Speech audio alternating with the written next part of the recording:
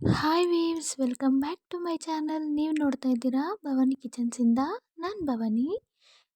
Video ಯಾರ್ಯಾರೆಲ್ಲ ನೋಡ್ತಾ ಇದ್ದೀರಾ ಅವರೆಲ್ಲರಿಗೂ ತುಂಬ ಥ್ಯಾಂಕ್ ಯು ಅಂತ ಹೇಳ್ತಾ, ಹೊಸ್ದಾಗಿ ಯಾರ್ಯಾರ ವಿಡಿಯೋ ನೋಡ್ತಾ ಇದ್ದೀರಾ ಅವರೆಲ್ಲ ನನ್ನ ಚಾನಲ್ಗೆ ಸಬ್ಸ್ಕ್ರೈಬ್ ಮಾಡ್ಕೊಳ್ಳಿ, ಶೇರ್ ಮಾಡಿ ಮತ್ತು ಲೈಕ್ ಮಾಡಿ ಅಂತ ಹೇಳ್ತಾ, ಇವತ್ತಿನ ವಿಡಿಯೋದಲ್ಲಿ ಮುಲ್ಲಂಗಿ ಚಟ್ನಿ ಮಾಡೋದು ಹೇಗೆ ಅಂತ ನೋಡ್ಕೊಳ್ಳೋಣ.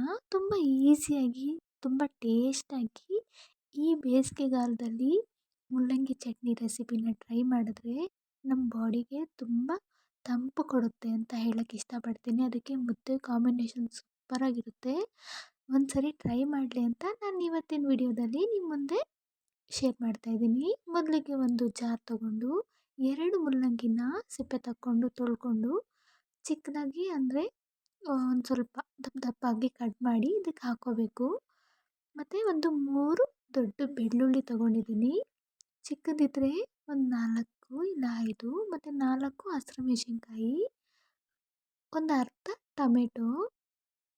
ಈ ಒಂದು ಚಟ್ನಿ ರೆಸಿಪಿ ತುಂಬಾ ಚೆನ್ನಾಗಿರುತ್ತೆ ಅಂತಲೇ ಹೇಳೋಕ್ಕೆ ಇಷ್ಟಪಡ್ತೀನಿ. ಈ ಚಟ್ನಿ ತಿಂದ್ಬಿಟ್ರೆ ಸಾಂಬಾರೇ ಬೇಡ ಅನಿಸುತ್ತೆ, ಅಷ್ಟು ಚೆನ್ನಾಗಿರುತ್ತೆ. ಮತ್ತು ಒಂದು ಈರುಳ್ಳಿ ತೊಗೊಂಡಿದ್ದೀನಿ.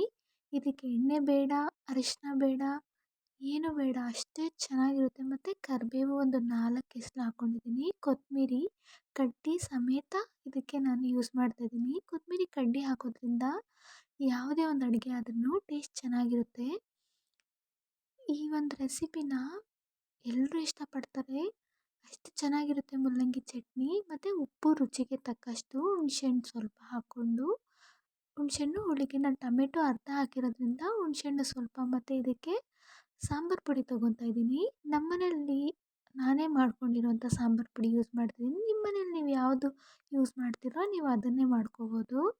1 ಸ್ಪೂನ್ ಹಾಕ್ಕೋತಾ ಇದ್ದೀನಿ. ಮತ್ತು ಸ್ವಲ್ಪ ನೀರು ಜಾಸ್ತಿ ಹಾಕಿದ್ರೆ ಅಷ್ಟು ಚೆನ್ನಾಗಿರಲ್ಲ. ಸೊ ನೀರು ಹಾಕ್ದೇ ರುಬ್ಕೋತಾರೆ.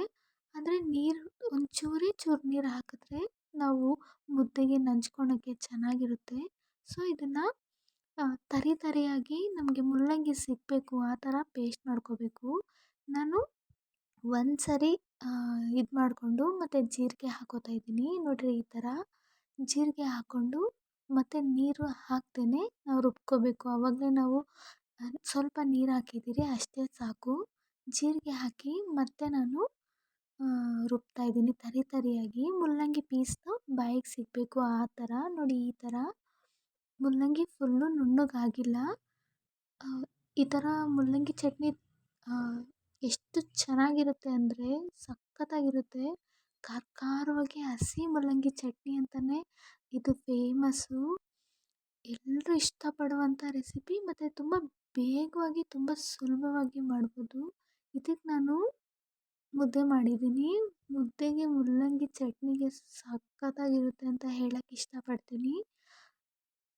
ನೀವು ಫ್ರೀ ಇದ್ದಾಗ ಮಧ್ಯಾಹ್ನದ ಹೊತ್ತು ಅಥವಾ ನೈಟು ಡಿನ್ನರ್ ರೆಸಿಪಿ ಅಂದರೆ ಸಾಂಬಾರು ತಿಂದು ಬೋರ್ ಆಗಿರೋ ಟೈಮಲ್ಲಿ ನಾವು ಈ ಥರ ಚಟ್ನಿಗಳನ್ನ ರೆಸಿಪಿನ ಟ್ರೈ ಮಾಡ್ತಾಯಿದ್ರೆ ಒಬ್ಬರು 1 ಮುದ್ದೆ ತಿನ್ನೋರು ಸಹ 2 ಮುದ್ದೆ ಊಟ ಮಾಡ್ತಾರೆ, ಅಷ್ಟು ಟೇಸ್ಟಾಗಿರುತ್ತೆ ಈ ಮುಲ್ಲಂಗಿ ಚಟ್ನಿ ಅಂತಲೇ ಹೇಳೋಕ್ಕೆ ಇಷ್ಟಪಡ್ತೀನಿ. ಮುದ್ದೆಗೆ ಯಾರು ಮುದ್ದೆ ತಿಂತೀರಾ ಅವ್ರಿಗೆ ತುಂಬ ಅನ್ನಕ್ಕೂ ತುಂಬ ಚೆನ್ನಾಗಿರುತ್ತೆ ಇದು. ಅನ್ನಕ್ಕೆ ಮತ್ತು ಅಕ್ಕಿ ರೊಟ್ಟಿಗೆ ಮಾಡಿಸ್ದಂಗಿರುತ್ತೆ. ನಾನಿಲ್ಲಿ ಮುದ್ದೆ ತೊಗೊಂಡಿದ್ದೀನಿ. ಮುದ್ದೆಗೆ ಮುಲ್ಲಂಗಿ ಚಟ್ನಿಗೆ ಒಳ್ಳೆ ಕಾಂಬಿನೇಷನ್ ಅಂತಲೇ ಹೇಳೋಕ್ಕೆ ಇಷ್ಟಪಡ್ತೀನಿ ಫ್ರೆಂಡ್ಸ್, ಅಷ್ಟು ಚೆನ್ನಾಗಿರುತ್ತೆ. ಒಂದೊಂದೇ ನಾವು ಮುದ್ದೆನ ಮುರ್ಕೊಂಡು ಅದನ್ನು ಡಿಪ್ ಮಾಡಿಕೊಂಡು ತಿಂತಾಯಿದ್ರೆ ಬಾಯಲ್ಲಿ ನೀರು ಬರ್ತಾ ಇರುತ್ತೆ. ಮತ್ತು ಸೈಡಲ್ಲಿ ಬಜ್ಜಿ ಬೋಂಡ ಇದ್ದರೂ ಓಕೆ, ಅಥವಾ ಈರುಳ್ಳಿ ನಂಚ್ಕೊಂಡು ತಿಂದ್ರೂ ಓಕೆ. ಹೊಟ್ಟೆ ತುಂಬ ಅಂತೂ ತಿನ್ಬೋದು, ಅಷ್ಟು ಚೆನ್ನಾಗಿರುತ್ತೆ.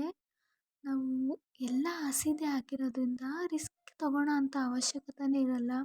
ಎಣ್ಣೆ ಮತ್ತು ಫ್ರೈ ಮಾಡೋದಾಗಲಿ, ಎಣ್ಣೆ ಆಗಲಿ, ಬೇಳೆ ಆಗಲಿ ಏನು ಉಪಯೋಗಿಸ್ದೇ ನಾವು ಸುಲಭವಾಗಿ ಬೇಗನೆ ಮಾಡ್ಕೋಬೋದು. ಈ ಥರ ಮುದ್ದೆ ಮುರ್ಕೊಂಡು ಅದನ್ನು ಡಿಪ್ ಮಾಡಿಕೊಂಡು ತಿಂತಾಯಿದ್ರೆ ಸಖತ್ತಾಗಿರುತ್ತೆ. ಮುಲ್ಲಂಗಿನೂ ಬಾಯಿಗೆ ಸಿಗುತ್ತೆ ಪೀಸಸ್ಸು.